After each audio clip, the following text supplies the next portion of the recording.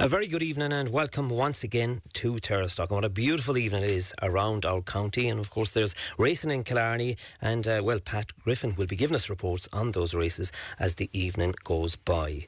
And on tonight's show we'll look at Man City, of course, pipping Liverpool for the Premier League title, the closest run race in years. And later on the programme we'll be speaking to Kevin O'Regan of the KDL. Of course he's a well-known soccer referee. And also tonight we'll look at, does the birth month have an effect on underage players' ability?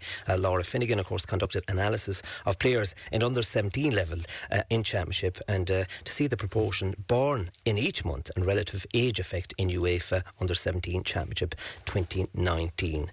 But the start of tonight's programme, we talk about Kerry Ladies football, and I'm delighted to have in studio Rory Kilgallen, Sean Welch, of course, former county board chairman, now involved with the LGFA, likewise Donald Rahally, who's secretary, and Anthony Curran, who's treasurer. And if you want to make any comments to tonight's show, you can call us on 066 71 23666 or text on 083 300 3300. Also on WhatsApp, Terrace Talk on Facebook, or tweet at Terrace Talk RK, Terrace Talk at radiokerry.ie. Now there's a lot of county league games at the weekend. I was out in Brosna yesterday in a brilliant game of football. Beautiful day in Brosna, and they took on Glenflesk. Glenflesk leading at 7 points at half time, and in the second half outscored 111 to 3 points. A brilliant win by the home side and a beautiful game of football. And having said that, there was an injury to Ian Roach, who was playing corner forward with Glenflesk, and we wish him a speedy recovery. And if you were at any of those games the weekend, and even watching our own Munster Championship, Claire Gev got a right from Waterford, and of course Waterford goalkeeper 46. Who's the oldest man playing county league football in Kerry? Well, get it through to us tonight. So we start with ladies football. For Sean Welch, first of all, I'll go to you. An evening like this evening, it's beautiful. I thought you'd be over supporting racing in Killarney. No, I'm not this evening. I'm in here this evening because we had this opportunity to speak to you about ladies Gaelic football in the county, and after that I'm going to Clonmackin for my van under 16s playing Listowel. So that's great, my evening. And great battle of rivalries there, don't throw the years. That's what made it. That's what makes the GAA local rivalries, and we have one this evening under 16s. We're expecting a great final in Clonmackin at 7:15. So first of all, can I ask you, since you took over that big post, a prominent post, involved with the ladies, how's it gone for you? Look, I'm enjoying it. I have to say that. It wasn't my intention. When I finished up last February, 12 months in Croke Park, with the referees, I had been there for 3 years. It was a very, very, very fulfilling job, but it was a very, very busy job, and I just had finished completely, and I was enjoying my time off. And then I was approached on a number of occasions to come in with the Kerry Ladies, and while I was prepared to work in the background, they found it difficult to get a chairman and to fill the officer, so that's why I came in to help at the time. So, you know, I'm not, as I've said at the first meeting, I'm not here to take over Kerry Ladies, and I'm not here for a long time, but I came in to just offer my experience and my help to the people that were there, and the people that are there, they're doing a very, very, very good job. And Sean, your CV speaks for itself, that you have, because of your involvement, of course, as being chairman in Kerry, and likewise what you did at Munster and went on to do at national level as well, that you would have a serious network of people that can help the ladies game. It is very, very different now, in fairness, and it's very different, and I wouldn't be able to do anything in this position without the people that are on the county executive at the moment, and they're working very, very, very hard.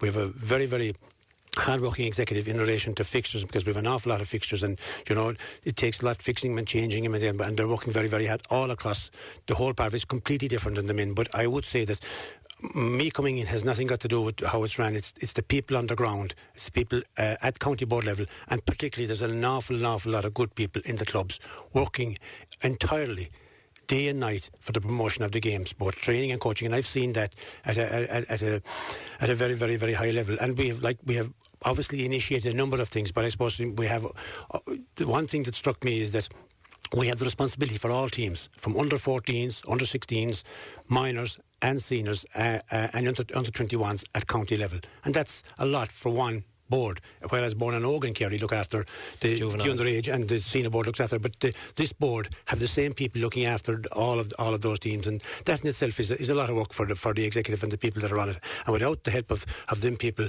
we definitely wouldn't survive. I suppose probably one of the biggest things that we did move to this year was to introduce an academy, and I was very interested looking at players coming onto teams, and the preparation they would have had, say, the year before or the year before that, and we're very lucky that Rory Kilgallen decided to come on board with us and to run that operation completely independent practically of the county board. and done an excellent job. But we believe it's something for the future and will definitely help ladies GAA football going forward. Yeah, definitely, and we'll be speaking to Rory Kilgallen in a while. Of course, Donal Rahally, Secretary. Can I ask you a big question? It often comes in here on Terrace Talk. We talk about support for teams. How's there some little ladies supporting ladies football? Yeah, it's a good question. And it is a fact, because outside of the is, direct members of families, we don't see a lot of ladies at the game. No, especially the inter-county games. What you get is parents. There's probably a core group of people that do come in and support it, but it's something that we'd love to address ourselves, even how you attract the ladies to support the ladies themselves. Because going back when Kerry, I suppose success breeds success. You go back to the 80s when Kerry were the driving force at both in the men's games, I suppose, in the 70s, early 80s. Likewise, the women. But there was loads of support from the females. Yeah, probably. Like I said, Bridget Lee from our own club was involved with that team. And why you say that, Donald? Because it's very important. We're around the table, and tonight, and hopefully, we'll give a great profile to ladies football. But you've got to have the support. We had the hurlers in another night, and they were on about numbers, and you have to get the numbers. Yeah. There is a lot of ladies involved in the clubs in Kerry. To be fair, John, there's a lot, like Sean said earlier. There's a lot of good people running the clubs in Kerry as well. But you need more support. We need more support, obviously. Like especially inter-county games, there you see people coming in, but there is a distinct lack of female support, and we'd love. Hopefully, after tonight, we'll raise the profile and improve that. Yeah, definitely so. Anthony Corn, you're the man with the purse strings, and Kerry ladies football got a lot of bad press in the last couple of years. Be it talking about financial support out there. What has changed in the last 12 months? Well, I suppose when we came in after a lot of well-documented problems in the association in Kerry, and we took the positions. And since we've come in, we've tried to steady the ship and generate, going back to what you were talking about, trying to promote the game and get a feel-good factor of Kerry ladies out there with the Kerry public, I suppose. Like, I'm not saying it wasn't there before, but it had. There was always good people involved in football, but it's anybody can run with a story. I suppose we generate news here in Radio Kerry. You have to. That's what the public need. But a bit of cleaning up has to be done. Yes, there was a lot of housekeeping to be done. Yeah, and we're in the middle of doing that. It's not finished by any means, but I think we're making progress. And where does that start, Anthony? That cleaning up process. I don't know. Does it start with clubs? And you're looking at the county setup, of course. But you have to have the support of the clubs. Well, you do. Well, I'm club first person. That'd be my big interest is clubs, and the county teams in my head come after that. If you don't have a proper club set up, you don't have a county set up. So the club system needed to be rebooted a little bit, and as I say, promoted, get proper coaches. How many clubs in Kerry? 36. 36. Clubs. A lot of clubs. And I take it those clubs then are well structured and in place. But again, no different to Sean says, that there's so many good people involved in those clubs, and they want a great profile for the game. And there are great people involved, of course, but there aren't enough people involved. Like we see, and it's most of the clubs, a few people are doing all the work. You know what I mean? And that can't lead to a successful setup. So what you need is a lot of people doing less work, obviously, and then you have the recipe for success, you know. And one man that I suppose, as I said, spoke to Sean Welch outside, was that the future is the youth, as Sean said. You're involved with the academy side, Rory. How's that been going? I am indeed, Tim. I suppose just to go back a small bit, met with Sean and Donald there last October, and part of a new initiative they wanted to drive on was a whole academy. As Sean had a big background before in coaching and development with the Kerry County Board going back. So I think it's something, we had tried it before, but the emphasis this time was to go on the odd age, whereas on the even age of the inter-county, so we went to the odd age. So the plan was 17, 15 and 13s to move that forward, because it's the odd year that the player loses out, because they might be on a panel, they might be doing exams or whatever. They just missed that opportunity. Is that very frustrating then, that there's so many material things, there are so many things outside of football? When you have something together, you might not always have it that way. Correct. And I think if you're on a county panel, it's different. You're going to give that commitment for that your year that you're on it. But if you're in your odd year, it's much more difficult, because obviously the pressure's on all children to to do well in their exams. That's just the reality of life, whether it's the GAA or the LGFA or the rugby, whatever, doesn't matter. It's the same issue everywhere. So, like, we've emphasised working on the academy. We got them together in the start of February, and we've been working every Saturday ever since, except some weekends where there could be several matches on, not to put extra pressure on them. So we have a fantastic response. We have players from all corners of the county, from South Kerry up to Rathmore, from North Kerry down to Mid Kerry. So very happy with that. And we've just also started up in the last 3 weeks a goalkeeping academy. Again, that was something we see a big need for in general. And we have Joby Costello with us there doing the academy. And obviously Seamus O'Brien now has come in as development officer for the county board. And Was there a template from another county that you're doing this, or is it on your own initiative, Rory? there wasn't really a template, Tim. A lot of it, I suppose, is stuff I garnered myself when I was involved in the county teams, and working with Sean and Donald, we kind of come up with a template on it. But very much it's football driven. It's stuff that you can't really do at club level because you wouldn't have the numbers or the intensity. So you have every player on the same age level, so the 17s are 17 and the 15s are 15s, and then when the 13s start it'll be the same thing, maybe the 13s. Whereas the goalkeeping at the moment is from under 13 to under 19, just to spread the net a small bit more. And I think it helps. I suppose, look, as Sean said earlier, it's fledgling. I won't call it a pilot scheme, but it's something to go to the future. Maybe we see things this year we could change and we'll adapt and move it forward, because there's a national discussion on the whole development teams that go. Like, each province has a development under 13 and under 15. Like, we'll have one here now going to Munster, but the development is kind of open to everybody, whereas the academy is kind of more of a pre-selected situation. Sean, just as Rory said about the template, not about having a template from another county, but for years, I suppose, in the minors, the male side of things, that we struggled because we didn't have a structure in place. Suddenly we did it, and we had talent as well. We've won 5 All-Ireland minor football titles. Is that where it's coming from? Well, that sort of structure is needed for the ladies? That's exactly what I said to him. But I also looked at a situation where 2 big inter club soccer teams in the world, that's where they got most of their players before this big money came in, just through their own academies, and that's where they grew. They grew within their academies, and they had a structure where they brought in their players, they kept them, they minded them. I was very anxious when I sat down with Rory day one, that it was to be elite. Now, everyone is against elitism, but my point is this: when you pick a county team, you're picking in elite players, and that's it. And while we have situations where every club wants to send in players for trials to get the county teams, this was slightly different. We had identified the players through different strands, through different games, where they were good enough to come into an academy to be progressed, that someday that they might be on a county team, and if they were, that they knew what it entailed. And we're very lucky that Rory actually took it up to do it, because he has a great understanding of what's required in Kerry Ladies. Better, I wouldn't have it, but he definitely has it in that respect. But it was something that, if you look back to the Kerry Minors over the last 5 or 6 years, and I had a long discussion with somebody yesterday about this, it's, the Kerry Minors, they're coming from a great setup of development squads, going back to 14 years of age, 15 years of age, and under 16 years of age. And I see them in Corns on a continuous basis now. The work that they're doing to get ready to be Kerry Minors in 17. Rory's doing the very same work with our under 13s, 15s and 17s.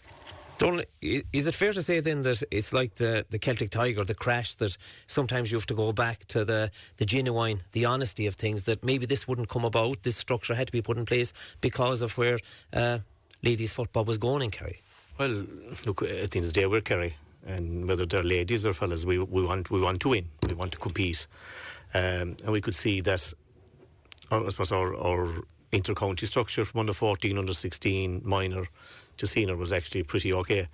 But there was still, like Rory was saying there's actually girls that don't make a county panel, and they're gone for the year.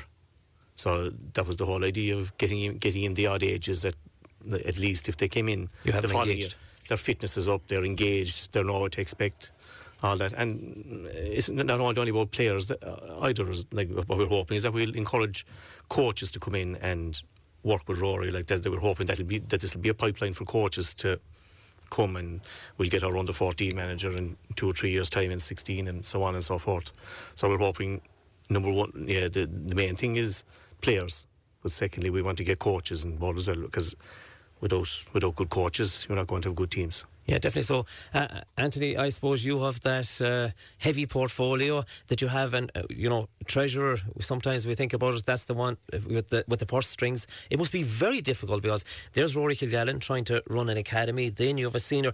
There's huge expense. What does it cost for a senior team for the year in Kerry or any county? There's huge expense, yeah, on reasonably small budget, But look, we have to just make sure everybody gets a little piece of the pie.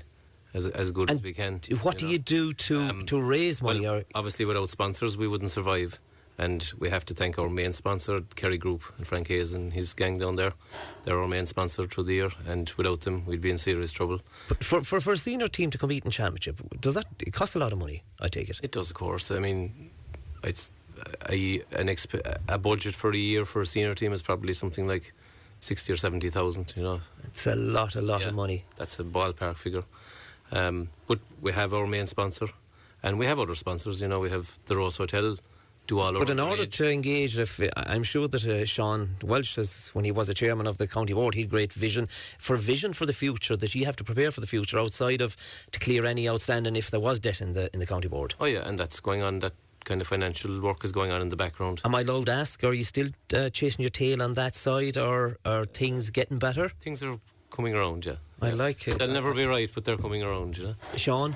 Well, the first thing that amazed me when I came into it was that at every county board meeting, Anthony gives an update of the finances, what was spent and where it was spent at every county board meeting. So we're not going to arrive in December and say this is exactly because you know already how much we spent or what we haven't spent, and what we're spending on a senior team on a monthly basis, what we're spending on minor teams on 16.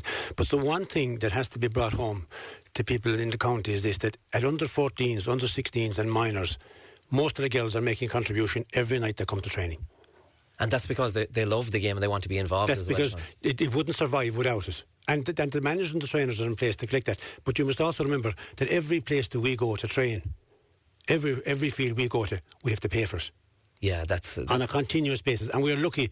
We're very, very lucky that people have the facilities. Now we're in with Currans at the moment with Kerry County Board, obviously, and we'll have to pay our way there. Of course, I must meet Tim to finalise what we're. You're surely getting all discount because former chairman. Look, the one thing that it has done for us, it has given a massive lift to the whole thing for the minors and seniors to be in there all year. We have to acknowledge that, and Tim was very gracious when I approached him this year to come in. That's the first thing that we have to acknowledge, that being in Currans was definitely a very, very. It means a lot to the players as well, and likewise the likes of Rory. It's a base, it's a home, and it's going to be the home of Kerry football for ad infinitum. Yeah, great stuff. Rory, the girls in one night from the senior team, and they were telling me, they were speaking in general about the game, but there's a drop-off point come 16 years of age for girls, for a number of factors. There is, Tim, and look, I suppose that's acknowledged nationwide. Not just through Kerry, but the entire. Populations the same in the GAA have a big drop off, but in the ladies big drop off, I suppose.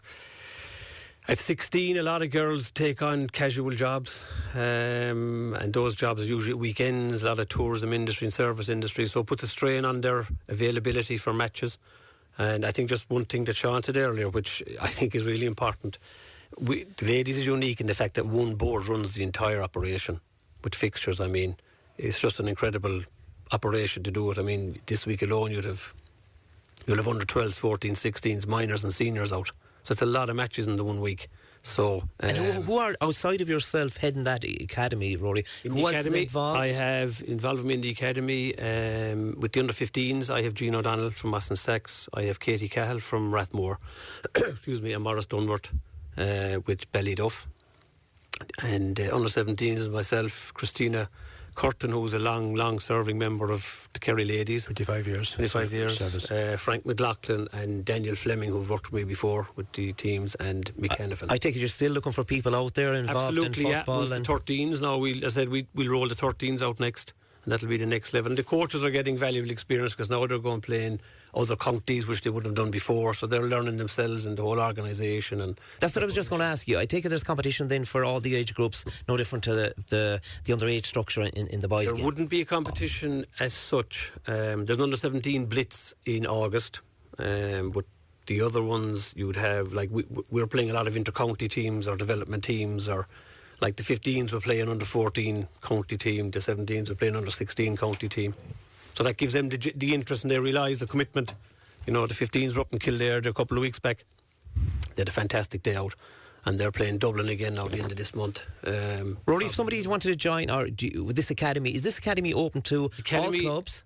Academy. I know the Sean said about the elite, but you have to, before you find the elite, you have to have players together. Well, I suppose we'd have vast knowledge of all the players out there over the last number of years, because we'd have dealt with them at under 14 and 16 through the county trials. We'd have worked with Donal and information on this year's county team. So a lot of information will be out there from, watching matches, players we know ourselves and clubs. So, and obviously players have been invited in this year that we've seen that have played well for their clubs. Is there, Sean, is there an amalgamation of clubs in Kerry? I know you say, lads, there's 37 clubs, but speaking to the girls that night, that maybe they were lacking numbers to be competitive, for a club to be competitive. We have amalgamations, yeah.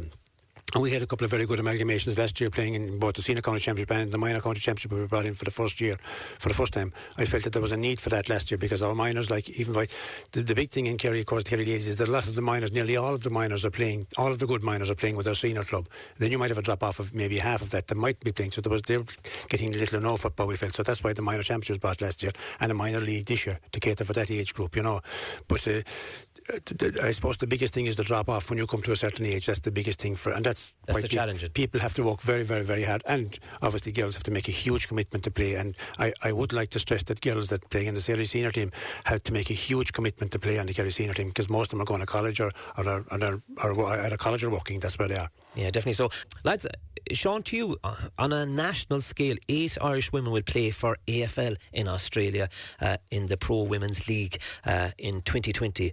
If Kerry Ladies are treated the same way, is there a chance that they will go if they can see an opportunity for success? Or if they're not treated right, we can see what happened to Cora Staunton, of course, and unfortunately for her, she got injured in the last couple of weeks. Obviously, it is a personal decision for every girl. It's like the same it is for every boy or every man that's playing national in the county teams and men's. But if girls are good enough and they see the opportunity and they want to play on a professional level, I would be of total support of them making that decision if they wanted to go, because I think that it's an opportunity for people, if they want to see the world and play a game that they love, then I think that if they get the opportunity, then they're right to take it. Sean, is there an onus on the board then to work hard to try and keep it? No, we can see the men's game. I seen an interview done recently with Mark O'Connor in Australia that he felt look, it was time for him to go, or to see part of the world. How you're probably one of the best footballers in the future gone, and do you have to do the same in the ladies game, that if you have the good talent, serious talent? My opinion, that is, if and just take the ladies now, if there's a girl good enough and she has an interest and she's looked for by the AFL to play, and we've got a lot of great girls coming up, we have a lot of great young talent in this county, obviously you'd hate to lose them. But my personal opinion was that any girl wants to further her career by playing professional, and she gets the opportunity to play in Australia, then I think that she should take it. But that's a personal decision. I've said the same about the men's. If they're out there and they want to go, you can't stop them. You'd love them to stay, and you'd love to have them in their teams if they're good enough. But if they have the opportunity to play AFL and to test the professional life, and when I was down there with tour manager with the Irish team, I thought we met Tyke and Ellie when we were in Sydney Swans, and we saw it set up there. And for any young lad that dreams about it, I suppose it's very difficult to tell them about the lifestyle at home compared to the lifestyle in Australia, and to try to keep them at home. But for the girls, it's a personal decision and something you would not stand in their way. Donald, being secretary of a board, the ladies board, obviously there's a lot of job satisfaction. Is it frustrating at times when you're looking down the road? Where will you be in 3 years' time? Look, we're looking to the future, and we have certain places we want to be. The ultimate goal is, if we're lucky enough, is getting All Ireland senior, or at least be competing at that level. For us to get that level in 3 to 5 years' time, we have to put foundation blocks in place. Since we've come in, we've tried to do that. We've run our competitions in a more professional manner. We're getting competitions completed. Teams are competing. Our inter-county teams at underage level have been quite successful. And we need to, and the setup of the academy is another step towards that. And hopefully all these building blocks it's not going to be a light switch moment that things are going to get better. It's a longer term thing. Could be 2 or 3 years down the road. We'd hope that we'd be in a position that, like Sean said already, there is some great talent in the county, and you can see them. Now you go to any under 12 matches, you can pick out the ones that you. They're very enjoyable games. They're great games. They're fantastic games to watch. They're actually.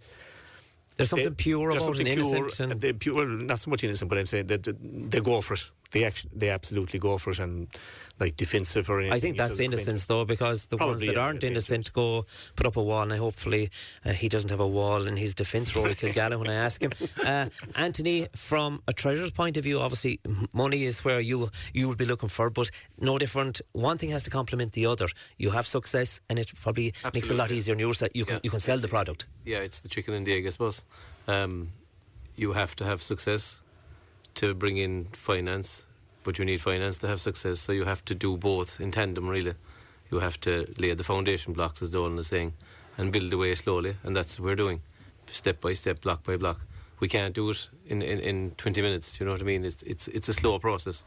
How do you promote ladies football, Rory, outside of the you're saying the academy that's there? How do you promote it? How do you sell it to people out there? Well, I suppose a lot. You're looking at it first hand every weekend. Yeah. You see the talent is available. I think it's very important that the players can see that their efforts will be rewarded, that they can see that there's somewhere for them to go, rather than just you're playing club all the time and then it's just another step up with the academy, which will push them on, and that'll feed back into the clubs, because you'll have 30 players training for a while. At a higher level, they'll bring it back down, and I think they'll encourage other players down along the line to say, there's so-and-so is playing, whether inter-county, we want a chance to go at that. But I think probably a very important thing, we discussed it there earlier in the ladies' football, which is different than the men's, is age limits. At club level, level. Now, it's changing, but up to now, an under-14 can play with the senior team, and that's something that doesn't happen in the GAA.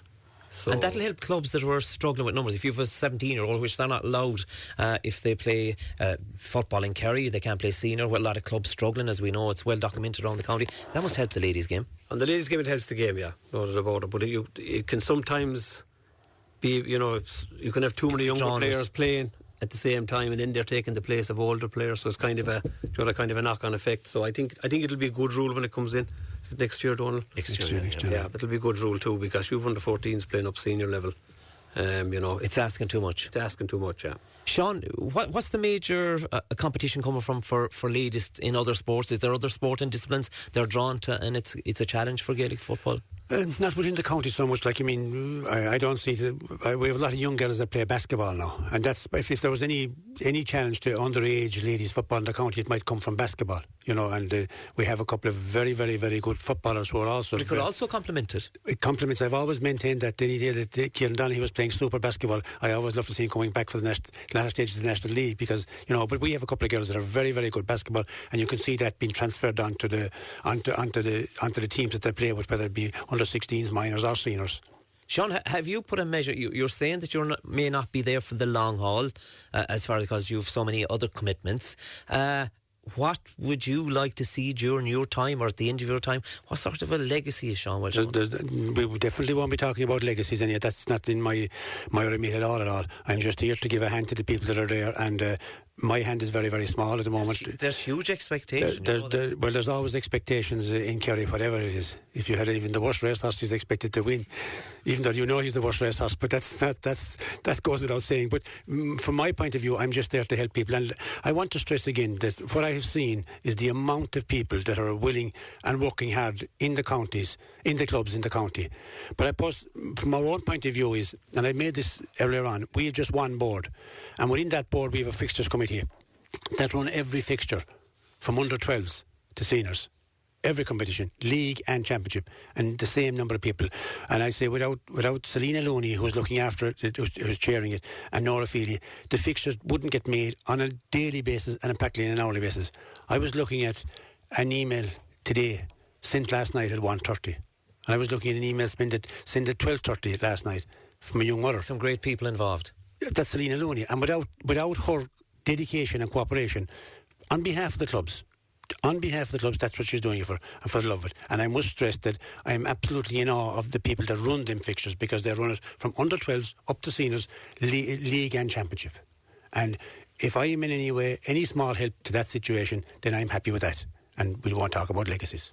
Yeah, definitely. So, Donald, there's some newer teams now in the county, and how do you encourage those to build on what they have? Or we talk about, and he'll tell you there's nothing in the pot now. He needs more, but finance-wise and funding-wise, how do you support those teams or to get them involved? Because that's going to be the success of Kerry Ladies. The more clubs you involve, the more competitive, the more girls that Rory will have in the academy.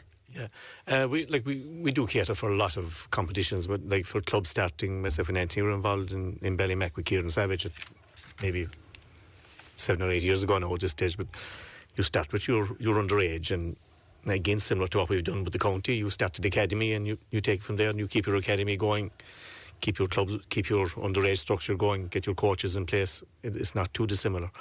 You were on about the how would you promote the game?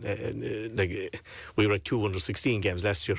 Rory was involved in the manager, but you Kerry v Kildare and Kerry v Galway in all in the semi-final and final. And I'd ask anyone that has any interest in seeing good football played, go and see some of those games, because the football that's being played is fantastic. It's and the excitement and the atmosphere that's there is excellent. We talk about new clubs already. If there's a club out there listening to us tonight and maybe have girls and a lot of girls involved in the club at underage, maybe there's mixed there at underage level, they might be playing some competition, and if there was a chance they might have the numbers, what would we be saying to them tonight? How difficult it is to get affiliated to the board, or how easy is it? It's not that difficult. It's a matter of making contact with us. Seamus O'Brien and myself will be the main contact, and if they are interested, obviously we'll need the numbers there, and there are certain things, criteria to be filled, but actually setting up the club isn't. There's no big obstacle in the way, really. You know. Anthony, let's talk about, I suppose, your judge then, what's happening at a senior level. It's not been a good couple of weeks for the Kerry senior ladies. No, it's been a tough couple of weeks, but they're, as somebody said earlier, they're a very young team. Is it 15, you said, under 21s on the panel, most of them in college, etc. So you're not going to have overnight success with a young team. It has to be built up, and we're in the process of that again, you know what I mean. What would you be saying to get that balance right? What's needed to get that balance right? There's an age group there where there's a big block between, you said, the under 21s and the senior ladies. It's very hard to get that balance. You see, minors was an issue. We didn't have it. There wasn't any minor competitions, so you hadn't minors playing against minors, we'll say, or under 21s. So that was a problem. It's a big step up from a minor to a senior. So now the minor football championship and leagues are in place, so they'll have that. Should help, so that should develop them on, you know what I mean. So Rory, is that part of you'll have to present players to the senior academy in come time? We talk about the academy early, but you have to present players at senior level for success. Yeah, I think you would hope as time goes along that the academy would move up, maybe to under 19 at some stage. So you'd have 13, 15, 17, 18. Now, having said all of that, as you probably aware, last year there was a proposal by the KLGFA to change the structure of the competitions, where they were to eliminate under 14, 16 and minor inter-county, and basically mirror the GAA with under 17 inter-county and under 20. Now, that didn't happen, but what happened instead was the under 14 blitzes, which I believe have been a huge success. I mean, I know it myself, it's great that if you're knocked out in Munster, you still have 2 more blitzes. I mean, that's fantastic for it'll only improve the game and improve the players and keep them playing longer, which is the critical thing. Sean, kicking 15 wide, I suppose, the margins are tight as well. Another day you could be beating the team. I think that they've been unlucky. I have to say that, you know, because above against Waterford in the National League final now, I think that maybe the occasion might have got to them on that day. But, you know, you kick 117 in Parnell Park, and you score the same number of scores, 18, as Waterford, and you lose by what we lost by on that day. Last Saturday was actually a good bit different, but I wasn't at the game now because I had Holy Communion on Saturday, so I'm not going to talk about a game that I wasn't at. But, you know, I think the result speaks for itself. We were unlucky, you know. If we maybe got the penalty with 2 minutes to go, we might be looking at a different result. But we're still in the championship. We've still a long way to go. We know we have a very, very...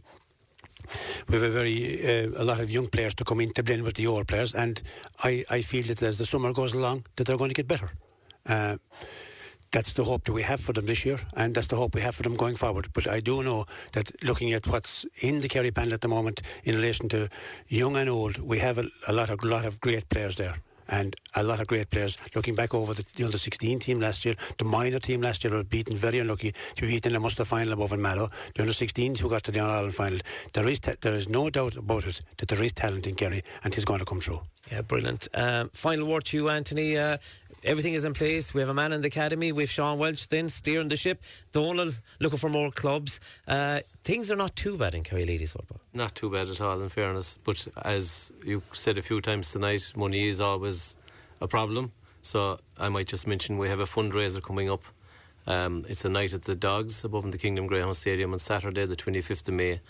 It's a club and county fundraiser. It's to bring the ladies football family in Kerry together for one night at the Kingdom Greyhound Stadium and just enjoy ladies football and enjoy everybody that's involved in it and have a great time. Let's hope it'll be a family occasion with loads of races, spot prizes. And the night again, just to confirm. Saturday the 25th of May. Oh yeah, very best of luck with that. Folks, we'll be chatting to you during the year, and let's hopefully well done with the academy. I know, Rory, you're doing from other people that you're doing great work. Likewise you, Sean Welch, you're heading to an under 16 game back in your own club, My Van. Likewise you, Donald Rahally of Ballymac and Anthony Corrin. We wish you all the best for the future. Thank you. Thanks. We've plenty more after this break. Terrace Talk on Radio Kerry with Tim Moynihan. The only programme you need after the weekend sport. DJ, you're very welcome back here to Terrace Talk. Many thanks to the lads there as they were speaking about ladies football in Kerry, and wish them all the best for the future. Now we speak about the exodus of female GAA players to Australia following the establishment of women's AFL in recent years. Orla Dwyer became the 8th Irish woman confirmed for the 2020 AFL season. And I'm delighted to welcome to Terrace Talk, who's on the line, Emma Duffy, of course sports journalist with the 42. Good evening, Emma. Good evening, how are things? Not too bad at all. Welcome to Terrace Talk. It's been well documented, Emma, with the last number of years about, of course, we had Cora Staunton and a number of players, but it seems to be the way to go for elite players now, heading down under. Absolutely. It's just gotten kind of bigger and bigger through the years. I think actually the first Irish girl, I suppose, who played in the league was Laura Corrigan, and she's from Cavan, so she was there the first year. But she'd been living in Australia for a few years, so it all kind of got much louder, I suppose, when Cora made the move over, and it was seen that girls could do both. So you could play in the AFL until April, May, come back and hit championship with your county. So then this year we saw Sarah Rowe follow her over, Ailish Considine, Yvonne Bonner and Aisling McCarthy all signed contracts as well off the back of a cross-coders camp. And yeah, as you say, Orla Dwyer is the latest addition for next year confirmed. Aisling McCarthy, Niamh Kelly and Grace Kelly also signed contracts in the last few weeks, and I'm sure the number is only going to rise for 2020.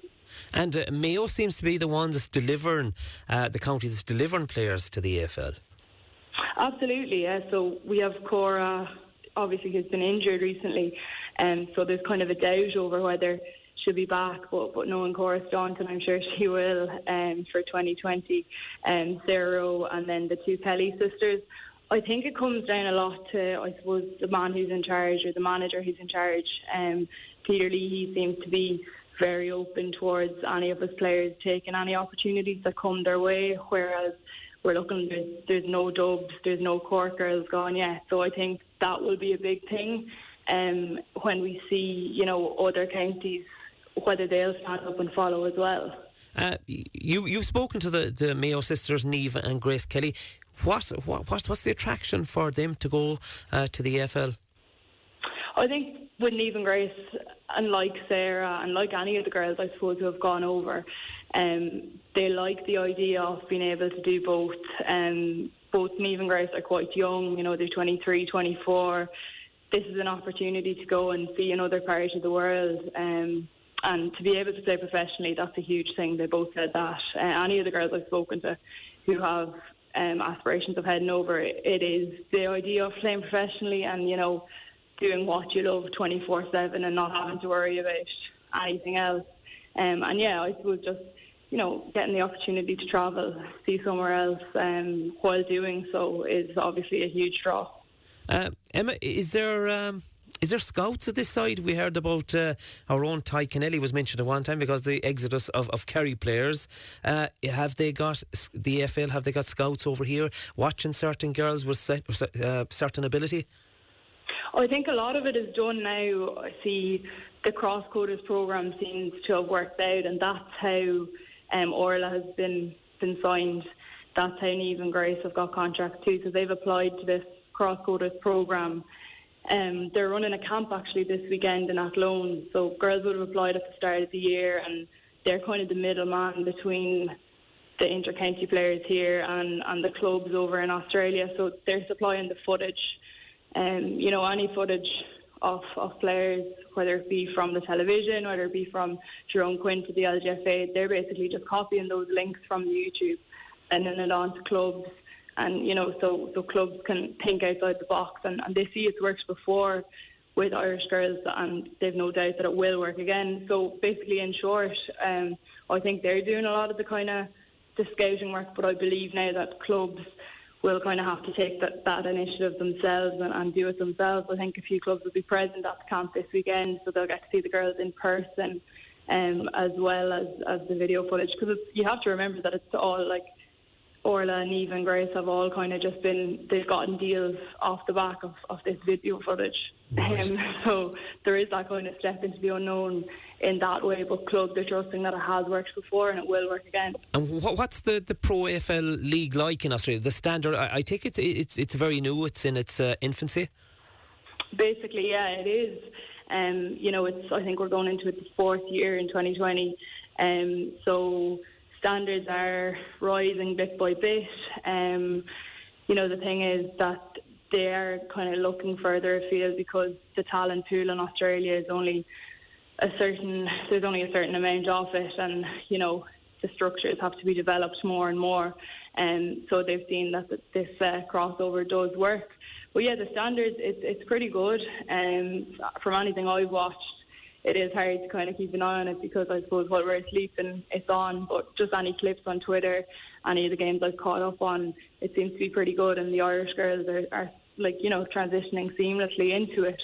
And the one big thing I think is attendances. So it's free into games, and that's building interest, and I think that is a platform that could be replicated across the board, I suppose. And if people, and we see that with the double headers as well, if someone has, if they're there at a game and they get a chance to get a taste of it, they'll see, there is quality here, and come back. And that's and I think that's been a big thing with the AFLW. That's definitely working from their own side. You mentioned earlier that the likes of the Cork and the Dublin ladies haven't gone yet. Is that because that they're probably well taken care of in their respective counties? I suppose that could be a factor. I'm not 100% sure. I think that definitely is something, but as well, there's this, I suppose, I remember I was speaking to a Dublin player recently, and she said that, if I'm 100% if I'm into something, I'm 100% in, and that's that. And it is that kind of, I suppose, maybe attitude of a team too, because if a player heads off and then kind of comes back in April, May, looking for their starting place back, that does reflect across the board, whereas in Mayo, they've seen, say, Sarah has gone off last year, she's back in this year, she's 100% all in with Mayo now, working hard, and I suppose Niamh and Grace might have seen that, and they say, okay, we can go and do the same thing. So I do think that's one thing. And even with Tipperary, Aisling McCarthy, Orla Dwyer has obviously seen Aisling and how she's got on. So there is that kind of, knock-on effect. So maybe as, players from different counties start to go, that could be the thing. But at the same time, there is that, I suppose, worry or fear among ladies football that this is going to widespread. Escalate. Exactly. Great stuff, Emma. Thank you, and hopefully we'll be chatting in the future. Let's hope it won't become widespread, because we'll have all our elite talent moving on. Thanks a million for coming on Terrace Talk this evening. Anytime. Thank you very much. Thank you very much. Of course, that's Emma Duffy, sports journalist with the 42. Speaking about the exodus of the GAA female players going to Australia. We will now go over to Pat Griffin in Killarney for an update on day 2 of Killarney Racing. Thanks very much to Pat Griffin there, giving us the update from Killarney Racing. And of course, the news on the rugby front, Munster head coach Johan van Graan insists that the province did everything they could to retain Jerry Flannery and Felix Jones. The coaches will both leave the province at the end of the season. On the injury front, Keith Earls and Joey Carberry are both back in contention for Saturday's Pro 14 semi-final against old rivals Leinster. And speaking ahead of that game at the RDS, Van Graan spoke for the first time about Flannery and Jones' departure. Of course, Leinster's Jean van der Flyer is available for the meeting with Munster. The Ireland flanker was expected to miss the rest of the campaign, having a groin surgery, but has recovered ahead of time. Keep those texts coming and those calls coming to us, and we look forward to the second hour here on Terrace Talk. Terrace Talk on Radio Kerry. Brought to you in association with BrianJames.ie. Leading the way for stylish menswear in Kerry. You're very welcome back to our second hour of Terrace Talk, and we start the second hour with I suppose a star he's a star already, and he's a known as Skull Man, and his name is Sean Kennedy. Of course, Sean played with the Kerry under-17s at international level last week, and he is also contracted to Sunderland. Well, Sean, welcome back to Terrace Talk. Thanks very much. So a couple of years ago you were in with us with a group, of course Darren Ahern, of course involved with Kerry Soccer, was here that night with you. How have things been since then? Jeez. It's been been good since I came in last. I think it's been 2 years. A lot has changed, a lot of experience since then. But it's been good, yeah. And you got your contract with Sunderland, and you're over there since last August. Yeah, I've been moved over on the 20th of August. It's been hard enough. What's that transition? That was tough. Yeah, it was. Mom is here just across the studio from us tonight. She's delighted to have you back. Did you find that difficult, moving away from home and being in another country? At the start it was hard enough, yeah. But as it went on, I suppose, going back after Christmas and all that, it was just getting easier and stuff like that. But yeah. And what's it like? I take it they have talented players from all over the world, have they? Oh, well, a lot from mainland Europe anyway. It's pretty competitive in that academy. Yeah, it's very competitive, especially under 18s to 23s. It's kind of a fight really to get to the first team. But yeah, it's just train hard every day, and just try your best. What's the day in the life of Sean Kennedy over there, training wise? I take it you're up early in the morning. Yeah, I get up about 7:30 and just head to the training ground then and just stay in there, train in the morning, then go to the gym, and after that then you're kind of free for the rest of the day. It's just to spend the time is a hard thing really. And have you all, outside of training collectively, do you have set programmes as well, Sean? It's mainly rest really. After your day is done at the academy, it's just get the legs up and rest for the next day of training and get prepared for the weekend. And is there a lot of video analysis even at that age group, that underage? Obviously you play other clubs over there, and do you go back over those games and look how you can improve your own game and the team game? Yeah, it's mainly on a Tuesday. We watch our own performance from a Saturday, and then on a Thursday we'd watch the other team that we'd be facing on a Saturday to get a bit in touch with them to see what's the story with them. But yeah, there's loads of analysis, watching teams and knowing what we're coming up against. And what's the accommodation like over there? The club provides accommodation for you? Yeah, stay in a house with a family, and they just look after me then. What position do you play? I play right wing. Right wing. Yeah. And was that always your position at underage level over here? Or? No, it wasn't. I changed on the 14s to a wing. I was normally a centre mid, but all my centre mid experiences had me on the wing as well with passing and stuff like that. So it's good to get the ball. How would you measure so far? Are coaches quite happy with you in the academy? Or yeah. You're getting, well, when we say first team, you're getting first team at the academy level, I take it? Well, under 18s really, yeah. It's just kind of, you're kind of just up against everyone really, to try to impress every day and just work really, really hard to make an impression. And is there a one-on-one with all these coaches then? They'll tell you, they reckon they can tell a young fellow if he'll do well or if he can make it onto the senior level at the age you are. You're 17 at the minute. Yeah. Are they talking to you positively and saying that you have a chance, Sean, of making it? Well, it's hard to say really, innit? But hopefully there's a lot more to be learned at a 17-year-old to make as a soccer player, but just keep working hard, and that's all you can do, really. Sean, you must be impressing somebody because you made it to under 17. Of course, you were playing in the European Championships. Disappointing because you ended up with all draws. Yeah, it was a great experience, but it was tough to leave the competition with all draws, especially because we weren't unbeaten, which was a tough thing to take. But that's the way sport goes, really. Sean, how many games did you play in the European Championships? Yeah, I came on the first 2 games, and then obviously I played 88 minutes in the second game. I started that game, but it was a real honour, yeah. And what compared to club level, is it up to another level because you have the cream of the crop, obviously playing with Ireland? I think at international level it's just kind of a few seconds faster than what it is playing in England. It's tough. It's more kind of tactical than anything, really. But yeah, it's a lot. It's quicker, and you just have to be on your toes all the time. And what sort of preparation would you have as a team collectively for the European Championship? Would you be together a lot? It's kind of throughout the year we kind of just made it up for camps and played like games like out foreign like that. But coming into the tournament, we just met up like a week before and just looked at the first game when we played Greece and see could we see any faults with them or whatever. But yeah, it's pretty much the same as England. Analysis the game, it's just all the same, really. Yeah, obviously soccer is your first love. Is it all what it's made out to be? Is it everything? I suppose every player at your age or under 14, ages under you, have a dream of playing with a soccer club, be it Sunderland, be it Ipswich, and maybe make the grade up along the divisions to the Premiership. Is it everything you thought it was, or is it more difficult? It's very, very hard.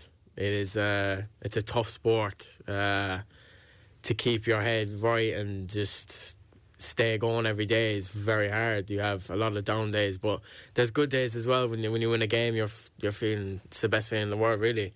But yeah, no, it's very difficult. And what would you say? I'm sure there's young kids out there, and maybe they're going for trials at the minute. Is there any sort of how could you inform them or give them an advantage when they go over there? What they have to be prepared for the test, or does anything prepare you?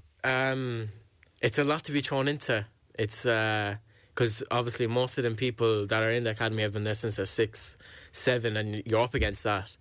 But I think the advice I would give someone is... That's actually interesting, Sean, because I spoke to a provincial referee in New Zealand involved in rugby going back a few years back, and he was comparing some Irish players to New Zealand players, and they start how to tackle on your weak side at 6 years of age at rugby. Is that an advantage that the Irish players haven't? That you just said there, they could be in an academy at 6. You don't get that here in Ireland? I think as an Irish player moving over, I think it only takes a few months to kind of adapt to that.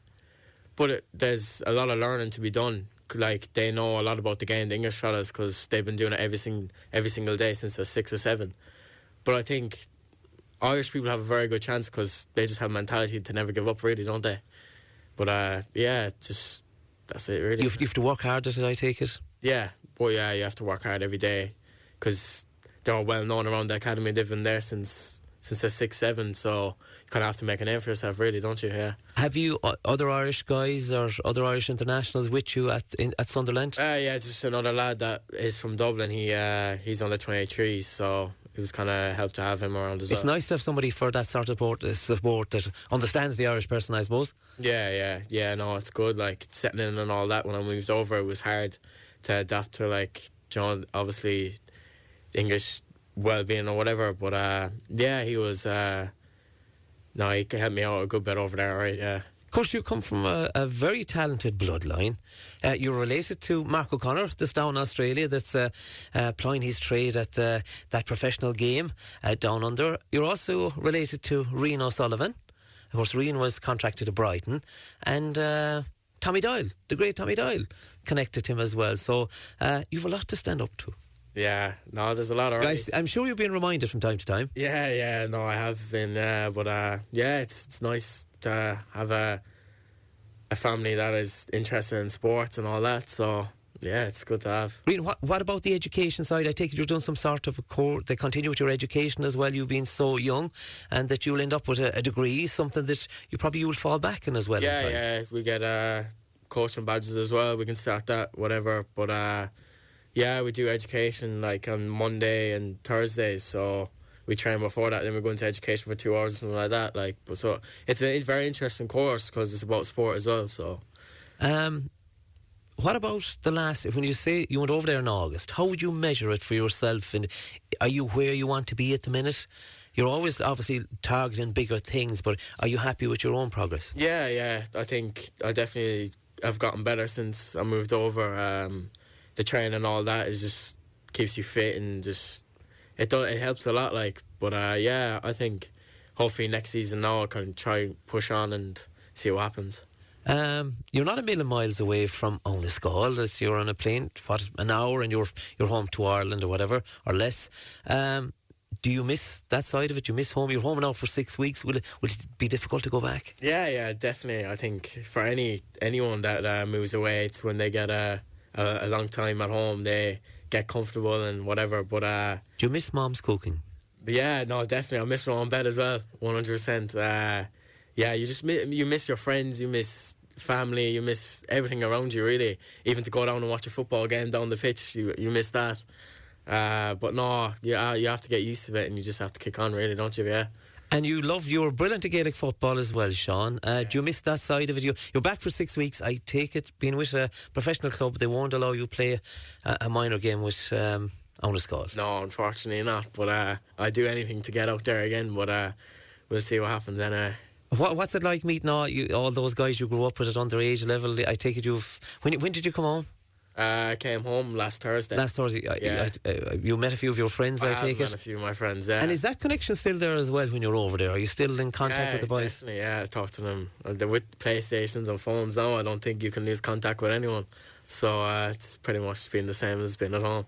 And you said you have that target next year. Is that pressure put on you that you have to move it to another level? How do you impress to make that first team?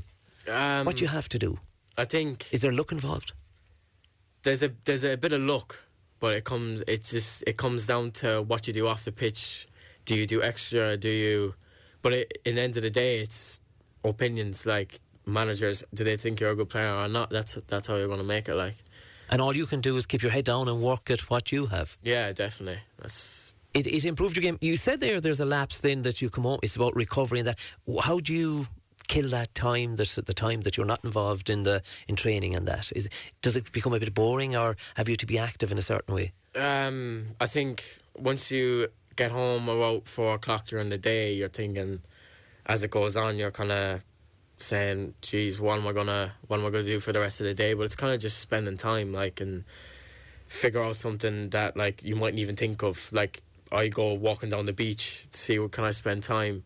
Just watch movies. You just have to sleep a bit as well to spend a bit of time as well. I was speaking to your cousin Rian was on one night, when he was contracted to Brighton, but he was saying after the show, and it's something that he said the most important thing is that you have to be level-headed, that even players at your age, Sean, they could go off the rails as well. They're in another country, they haven't their parents close by. It's very important for you to be grounded, and I take it that's coming from around the Scoil, that's well inside that mind of yours, I take it. Yeah, no, I think the main thing is to stay grounded, just keep level-headed, really. Just work hard and just...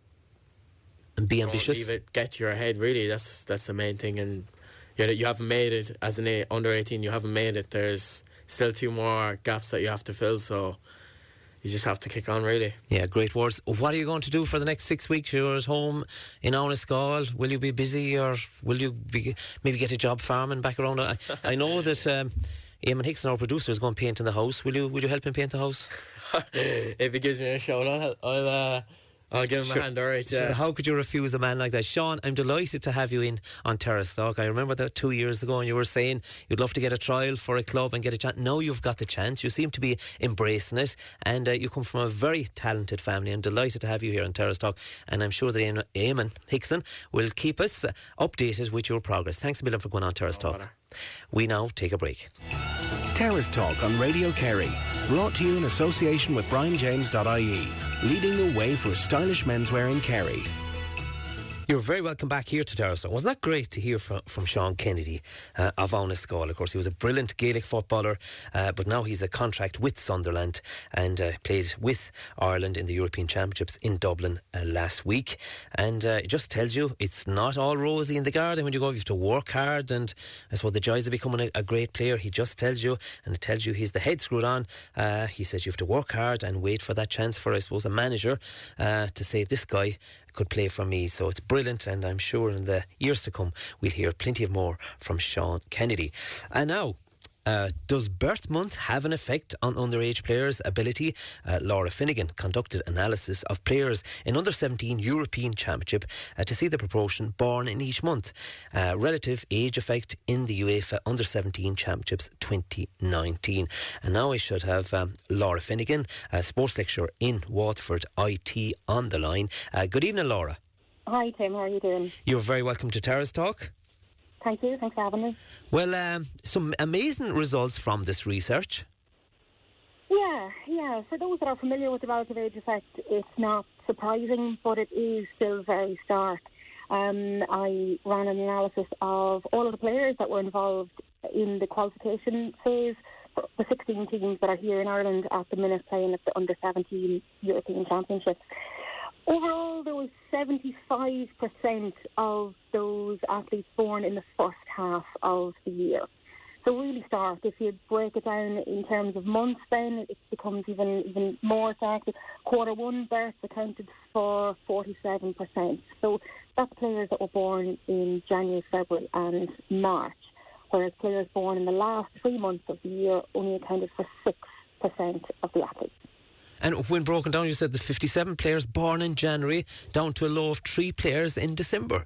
Yeah, exactly. 17% of the players were born in January and under 1% of the players were born in December. And so it comes back. What does that account for? That you're saying that they're stronger physically? Yeah, it's now known as the relative age effect. So it refers to a preference for selecting athletes born earlier in the age band or the year, generally due to enhanced maturational factors. So youth born earlier in the age band, so for most sports that's the 1st of January, can have performance advantages compared to youth born later or those closer to the 31st of December.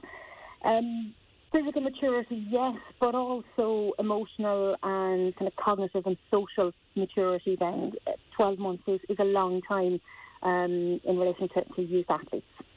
And would it be fair to say that I still go back to physicality because I watch a lot of minor football, and you'd see the advantage of those months compared to a young player has to be exceptionally talented compared to the physicality of another player. Would that be fair to say? Yes, absolutely, especially when it comes to something like streaming into performance or any advanced squads. And what has started out as maybe a couple of centimetres of difference between two athletes, then the gap tends to get wider. So you have a player that might be taller, stronger, faster than another player who's born almost 12 months younger than him. And that difference is widened then because that player then has access to squads, better training, perhaps more regular training, plays against better opposition. So it just tends to spiral like that. Laura, will this define managers and their selection teams, how they select players, or when they're scouting, looking for players, that they're looking for an age group or born at a certain time of year? Does it hinder, I suppose, the performance or the chance of another player born later in the year? Yeah, definitely. I suppose there's definitely potential for talented players to be overlooked if advanced maturity is something that we have a preference for within youth sport. And generally what you'll see is in competition structures that have a winning element to it, league structures, then there will be a higher relative age effect. So a lot of it is down to structures and I suppose pressure being put on coaches to pick a team to win a particular league rather than an emphasis on a longer term development. Laura, are we becoming too technical about things? You're a sports lecturer and a knowledgeable lady in relation to sport, otherwise you wouldn't be in WIT. Are we becoming too technical where there's more of a scientific approach in everything we do? We see it in the amateur game, in Gaelic football as well. whereas I suppose by tradition, if you were good enough, you'd be there. Yeah, perhaps. I think there's no harm raising the awareness of this, and I think that's the main reason for delving into this type of research. From my own perspective, I'm conducting a wider PhD on talent development in Irish football. So I suppose my initial exposure to this was via the Emerging Talent programme and looking at 1,400 players in that. So I definitely think that there is scope to use the more science perspective, I suppose, to enhance what we do and make it better. Should we get hung up on figures and statistical numbers without the input of coaches? Absolutely not. But I think that there's definitely scope for everyone to work together. And we say that our coaches, you say the old brigade or the traditionalists mightn't look at the science like you do, or people that want to have a knowledge of it. Is it very hard to get that balance right then? I know we're going off on another tangent speaking about managers and that. It's very hard to teach an old dog new tricks. Yeah, it is. But I think if you approach them with some practical suggestions, and if you can show in black and white maybe why some players are falling through the cracks, or why we're given certain advantages just due to the luck or the accidental element of birth. So, for example, we're trialling out something here with Waterford FC, which is the first average age tournament. Which I think it's the first average age tournament to be run in Ireland, where instead of a straight under 12 and under 14, it's actually an average age of under 13. So you can play perhaps with the more physically developed 12-year-olds and perhaps the underdeveloped 14-year-olds. So I think there are practical strategies. I mean, this theory that the relative age effect has actually been known by academics since the mid-80s, but the problem is actually transferring that to practical strategies. So we all need to work together on this for sure. Definitely, and we often see in, be it Gaelic football or soccer or whatever, that if a team doesn't progress one year, you'll say, oh, they're underage again next year, they'll get better. So it probably adds substance to what you're saying, that you're going for that stronger player and more maturity by the player as well. Yeah, and where the relative age effect research gets really interesting is that actually there's some research starting to come out of a reversal. So actually, the later born players, or perhaps the quarter fours, tend to convert to the professional levels in a greater percentage than the earlier born players. So we have to look at that as well. So where the quarter one players or the early maturing players might receive initial advantages along our development pathways, why are we failing them in terms of the percentages of those that fail to convert? So are they, for example, almost getting away with their physicality and being able to rely on their physicality more underage? And when it all levels out, then perhaps we've neglected their technical and tactical development that maybe our later maturing players have had to develop more of because they couldn't rely on their physicality. So there's lots of really interesting stuff there.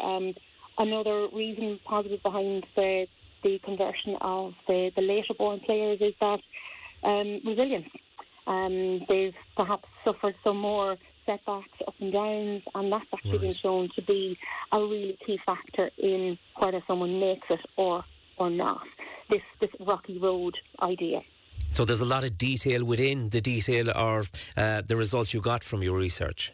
Yeah, exactly. I mean, the key thing to take from that is how do we challenge everybody? So, for example, our early maturers do receive initial advantages. They tend to get on to development pathways, but we're failing them a little bit in terms of the challenge that we put them under. And we're perhaps failing our later maturers by not giving them spots that they might merit. Yeah, there's definitely food for thought. Laura, I want to thank you for coming on Terrace Talk. That's very interesting, the results of that research, and I'm sure in the future we'll be going back for more stats to you. Thanks a million for coming on Terrace Talk. Thanks, Tim. Thank you. Of course, that's Laura Finnegan, sports lecturer in Waterford IT. Now we move over to Killarney to hear a report from the Killarney races from Pat Griffin. You're very welcome back here to Terrace Talk. Now we change disciplines again. We speak about Man City, of course. Congratulations to all Man City followers out there in the county of Kerry. Of course, they're still celebrating after pipping, I suppose, Liverpool. Liverpool would probably have won the league most years with the amount of points they accumulated, but they didn't. And I've one of those followers in studio. Of course, he's well known, KDL soccer referee Kev O'Regan. Good evening, Kev. Hi, Tim. Welcome once again to Terrace Talk. Pleasure as always. How are you all today after yesterday? You living in hope, I suppose. More or less, yesterday was all about living in hope, I think. I think there is a sense of disappointment, but I think there was a lot of inevitability about what would happen yesterday. So, but still, overall, for the season we've had, extremely disappointed. And just before we go on to the Liverpool thing, it's a ruthless game, soccer. We see the Brighton manager got his marching orders after saving them from relegation. Yeah, without a doubt. I think he's a victim of his own success. I mean, from where he carried it from Chris Hughton today, I mean it's crazy. He carried him from, got him promoted. Yeah, got him promoted. Through automatic promotion, and 2 years later gone. I think it's crazy, to be honest. And the diplomatic message from the chairman, saying that how good he was and thanking him, and pushing him out the door at the same time. It's a ruthless game. They want to go, because probably they're one of the most weakest sides in it, and he kept them up. Yeah, I think, to be fair, I think there's a lot of teams down there that are probably the holy grail is to stay in the Premier League because of the financial rewards of it. And some of the chairmen could just get ideas and kind of they look at this top 10 thing, which now seems to be the no holy grail for anyone who's been in the league for 2 or 3 seasons. But at the end of the day, they ain't going any further than that, really, so. Yeah, and commiserations, I suppose. I'm sure that some other club will want this man, because he's been, I suppose, at the ruthless end of it with teams he's worked in the past, and he gets the boot. But and what a great manager he is. Let's talk about Man City and Liverpool. Man City, fair enough, they've won the league. Liverpool are in the Champions League final.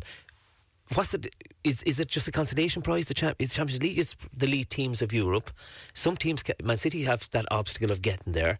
But I take it you want to win your own league, Kevin. Yeah, I think you can never really call the Champions League a consolation prize. I mean, it's the biggest trophy that's available out there. But I think for Liverpool fans, I think it's because we're waiting 29 years to win a league. I think that was basically the holy grail this year, and unfortunately, it didn't happen, but I mean, we've made massive strides this season, and to be able to even compete with City at this present moment in time, the strides we've made this season, it's incredible, really, to be honest. So, can I take you up on that statement, Kevin, that when you're saying to compete with City, are we saying City have more money to be able to get better players, whereas the Liverpool manager has a team playing for him and playing a certain style of football that's very comforting even to Liverpool supporters? Yeah, I think, look, we've spent a hell of a lot of money, in the last couple of seasons. I think we reinvested very well, and Klopp has signed very well. He spent the Coutinho money very well as well, with the likes of Van Dijk and the goalkeeper as such, Alisson. But I think City have an endless pot of money, and you can say what you want, but they bought on players yesterday like Kevin De Bruyne, Leroy Sané. These guys came on off the bench. Liverpool don't have that luxury. I don't think it'll ever be a level playing field because of the financial clout City have behind them. But I think you do have to do your best to compete. Is it somewhat diluted then to say Man City won the Premier League, in the sense that what they have at their disposal, the luxury of having a load of cash, they can go out there and get the best players in the world? Well, no, I think that's a little unfair as well, because, I mean, teams have had money before. I mean, City, the level of consistency displayed over the last 2 seasons is phenomenal. I mean, they've got 198 points over the last 2 seasons. So I think you can't really knock them too much. I think what they've achieved is, 18 years ago, City were in a First Division playoff final, so it's hard to begrudge them of anything from where they've come from. But I think the gap is getting bigger and bigger, and if City go in and sign again this year, the gap is again going to continue to grow. And Kevin, is it a case now you have to go through the league unbeaten to win it? Yeah, we've lost 1 game. We still didn't win a league, 97 points, and you still don't win a league. That's a tall order. It is. But to be fair, Man City won their last 14 games. That's a hell of an achievement as well to pip us so. But look, like I said, last season, where we came from to this season, hopefully build on next season, and we'll take it. And there once was a team called Man United that used to win Premier Leagues, and you'd say that they had the same parallels with Man City, in the sense that tight games, they make weaker opposition, they would still be score into injury time and get that 1-0 a victory that would gather them another couple of points. They move up the table, and that's something the City have now as well. They have. They're ruthless. City are ruthless. I think that's one. And you could always say that about Alex Ferguson's United team as well. They were ruthless as well. I think United have lost that now since Ferguson has left, and probably more so since David Gill has left. They haven't got, somebody in charge of that club to push it in the right direction. Where City, to be fair, they've bought in. They got Bagheera signed from Barcelona. They came in, they bought the right people in, and they've pushed forward. Whereas United have gone backwards. So I think the landscape is changing, but there's a huge gap developing now, isn't there, between maybe the top 6 and the rest? Yeah. And that's going to, like you say, Liverpool going to Champions League final, that'll give them huge financial clout if just for being in the final, and if they win it, a lot more money will come through the doors of Liverpool. Exactly. It's going to get bigger. I mean, you have Champions League money coming, you have 4 teams again next season, possibly 5 with Arsenal winning the Europa League. The gap is going to get bigger and bigger and bigger. United already have a substantial pool of money they can build again for next season. The rest after that, they're just playing for places. That's all they're doing, really. And Liverpool, let's hope they'll go off and win the Champions League for more money for them. But there's another side of them, like you say, that quest for winning the Premier League, that you see Man City have problems when they're playing in Europe to get to the business end. Is that an obstacle with Liverpool and winning the weight of expectation? What is it? How many years? 29 years. 29 years. Yeah. That's a huge load each year when you go start the Premiership in August. It is, but I think we have to have faith in Jurgen Klopp. He's signing so far. I think every single signing he's made in the last 2 seasons have worked out for the club, and hopefully he'll push on this summer. They'll give him who he needs to get, and we can push on and once again challenge City, because it will be probably a 2-horse race again next year, really. It's been an amazing league. What were your best, outside of Liverpool, what were the best moments you've seen in the Premiership? And we speak about Liverpool in a moment. Outside of Liverpool, I think the performance of Wolves. I think, so it's come from where they've come from. Some big scalps. It's incredible. And the signings he made, I mean, Joe Moutinho from Monaco, for me, was the signer of the season. 5 million for that guy, I mean, they were top class all year long. I mean, yesterday they put us to the pin of our collar, and for long periods of that game yesterday, it was looking like we wouldn't get over the line as such, but I thought they were excellent, But and other teams fighting for survival down along those leagues, getting vital points at vital stages, even though we've seen the demise of Chris Hughton after keeping Brighton. But there were some great stories and fairy tale stories with a lot of teams that at the start of the season you said they go to. Did the 3 teams that are relegated, were they your teams to be relegated? Without a shadow of a doubt. I think, to be fair, Cardiff were probably the only ones who put in much of a fight out of the 3 that went down, and they really didn't have the quality to stay up. And even the teams that do come up, with the exception of Wolves this year, it's going to be very difficult for the 3 teams to come up next year to compete, like I said. Is that the problem each year, that the teams coming up, automatically they're favourites to go down again? That's what you're competing against. That's what you're competing against, because the teams that are there now, like the Brightons, they would probably be the weakest of the sides next year, but they have 2 years now of Premier League money coming into them, so they have 2 years ahead of the teams coming up. It's an advantage? It's an advantage without a doubt, yeah. And TV rights are huge for these games. That's what keeps them there, the rights to feature in these games. Oh yeah, sure. They get promoted. They say it's worth over 100 million to each club, so I mean it's crazy money, really, but of those teams coming up, it's going to be a tough ask for any of them to compete. And who's your favourites to come up? Well, there's 2 already up, and I think the playoffs are very interesting when you have Villa, Leeds inside there as well. I mean, they're 2 massive clubs, so out of the clubs coming up, I think those 2 have a right chance to survive, and because of the history they have and the supporters that will back them to a hilt, that they can fill a stadium every week. So. And even the teams that come down, no different to being Gaelic football in our own county or our own divisions at National League level, there's a chance you could keep slipping. Yeah, and that's because if you have any good players, they're gone. They want to play in the Premiership. I think if you don't get up the first year, then it can be a long slog after that. I mean, you've a lot of big clubs down in that Championship, even further down, that have lost their way as such. So. Yeah. Irish players, there's a lot of Irish players. We hear good reports from them right throughout the season, which can augur well for the national side in the future. Happy enough with the performance of those Irish players in the Premiership? I think without a doubt. I think, to be fair, I mean, there's a lot going on. People say that we don't have the players, we don't have this and what's that. I think with McCarthy coming in, it's extremely encouraging. From the last game, get the ball down and play football, not this thing we're doing for the last 10 years, kicking it up in the air. Stop that. We have to move forward, and football has moved forward from that kind of football, to be fair, like, so. Yeah, definitely so. Kevin, you're staying with us. We'll now take a break. Terrace Talk on Radio Kerry. Brought to you in association with BrianJames.ie. Leading the way for stylish menswear in Kerry. You're very welcome back to Terrace Talk. Now, I have Kevin O'Regan of, KDL soccer referee in studio. As we look back at yesterday, look back at the season where Man City are Premier League champions. And of course, Kevin is an out-and-out Liverpool follower. Great moments for Liverpool, you say, losing the one game, but exciting football, to be fair. Yeah, without a doubt. I mean, look, the football they played was just incredible again this season. Every game they were... it was a joy to watch them. Look, it's very hard to be disappointed. We are disappointed, but it's, at the same time, there's a great deal of pride as well that goes with it as well. Just to being able to watch that for 38 games, the consistency levels, the performances, just fantastic to watch them. Kevin, when you see the City, Man City with 98 points, Liverpool with 97 losing it, just the minimum between them. But then there's a huge gap, 72 points to the third place, Chelsea. Yeah. Is there a gap between, is that going to be replicated this coming season? Possibly. There is a gap. There is a gap. To be fair, I mean, look, Spurs were probably the only team who were capable of closing the gap, but they haven't signed anybody in the last 18 months, so I think that's why they've kind of fallen slightly behind. They may come again now with their new stadium. I mean, what's to say Spurs will win a Champions League in 3 weeks' time as well. That could bring them on as well. Like, so Chelsea, I don't know, they're probably a bit behind as well. Probably could lose Hazard. They have a transfer embargo coming as well. The teams behind that could go to Real Madrid. Yeah.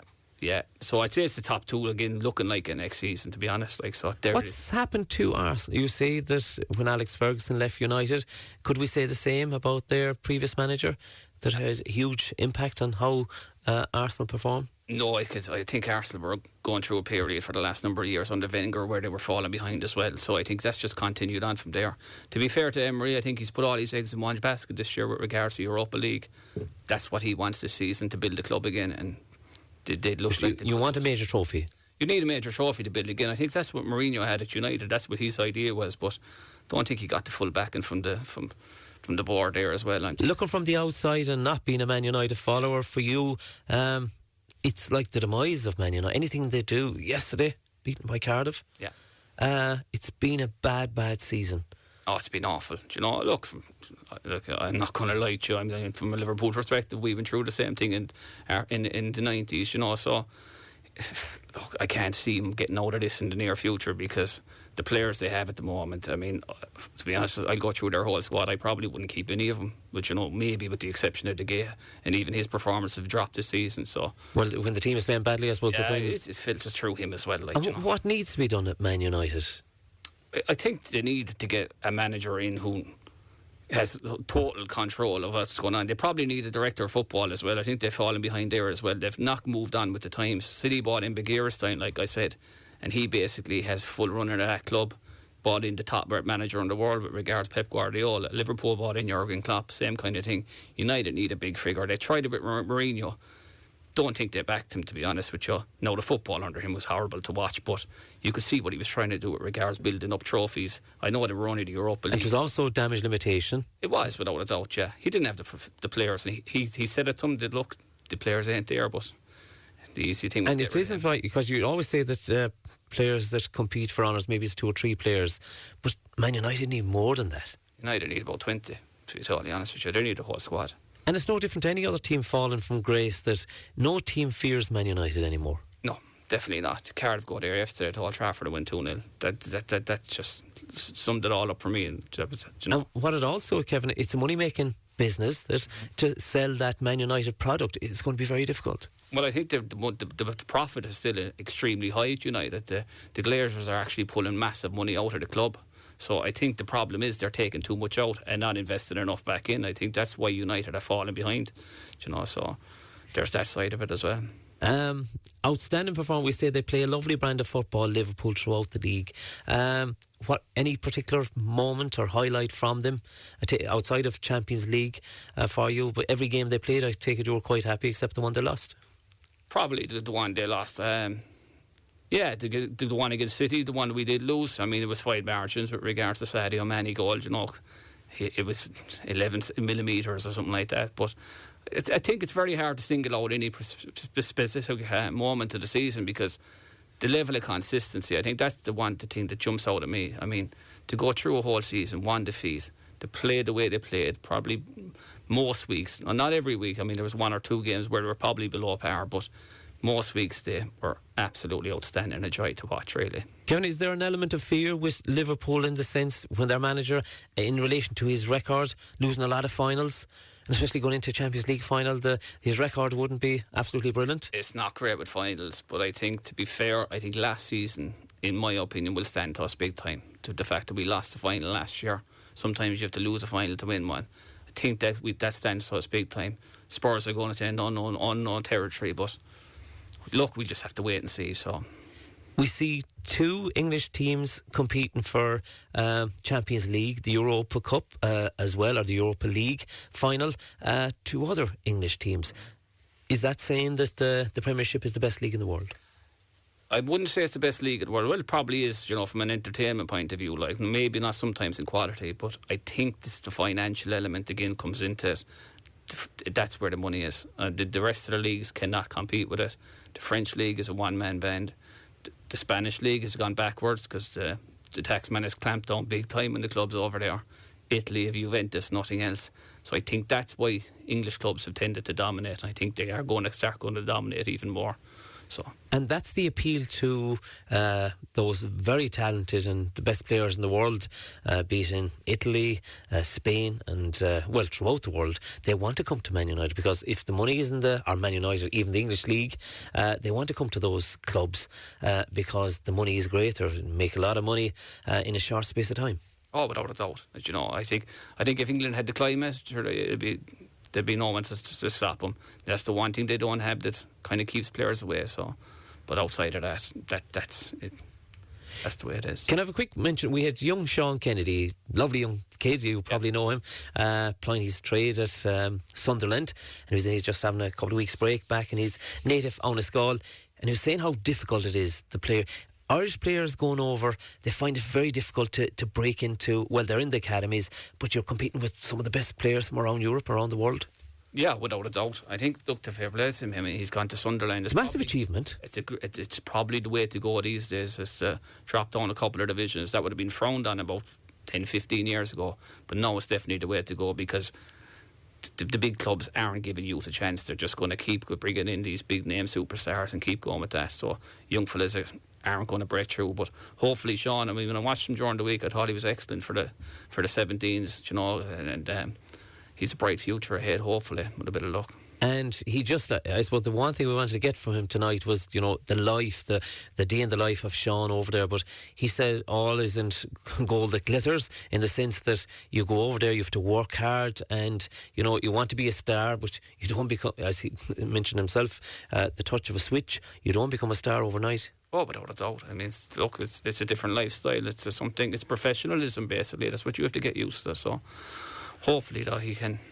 2 quick predictions. Will Liverpool win the league next season? Hard to say. Like I said, City have got 198 points over 2 seasons. I can't see them dropping off that much.